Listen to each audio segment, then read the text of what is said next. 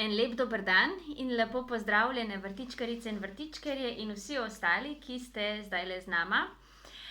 Lepo pozdravljeni v prvo virtualno API delavnico, ki jo v bistvu uvajamo zaradi, vemo, koronavirusa.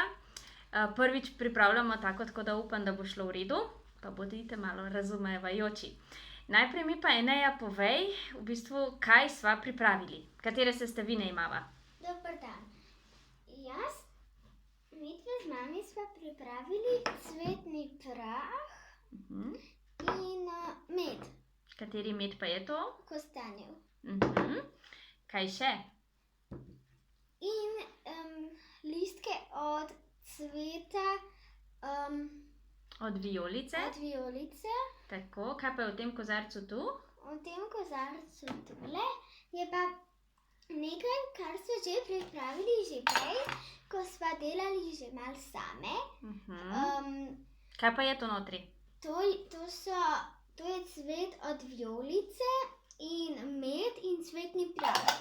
Tako. No, zdaj bomo dodali samo te listke od vijolice.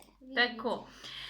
Kaj ti, eden prvih cvetličnih vonjev, ki nas po mrzli zimi vabi na plan, je dobra, stara, v čebelicam všečne barve oblečena vijolica. Umeščena je na seznam divje rastočih rastlin, ki se uporabljajo na Slovenskem. Uporablja se jo lahko na različne načine. Mi bomo danes se lotili kulinaričnega pristopa, pa bom kar prosila Enejo, če lahko še doda.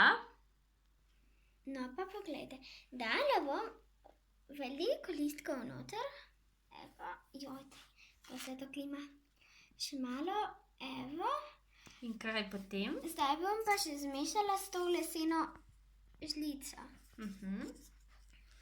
Se pravi, vse sestavine, ki sva jih naštele, dobro premešamo. Ja.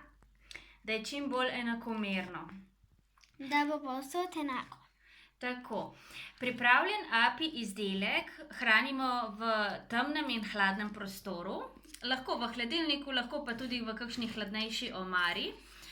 In uporabljamo v bistvu lahko dnevno kot energetsko bombico, kot sredstvo, ki pomaga pri boljšem razpoloženju, zoper nespečnost, zasluzena dihala, predvsem pa je res dober vir energije in krepitve za srce. Med drugim tudi vpliva zelo pozitivno na zasluzena pljuča in v bistvu pomaga k boljšemu počutju v teh dneh, ki so zaznamovani s virusom korona. Več informacij v zvezi z sestavinami, z njihovim posameznim in skupnim učinkom najdete na spletni strani. Vabljeni k ogledu.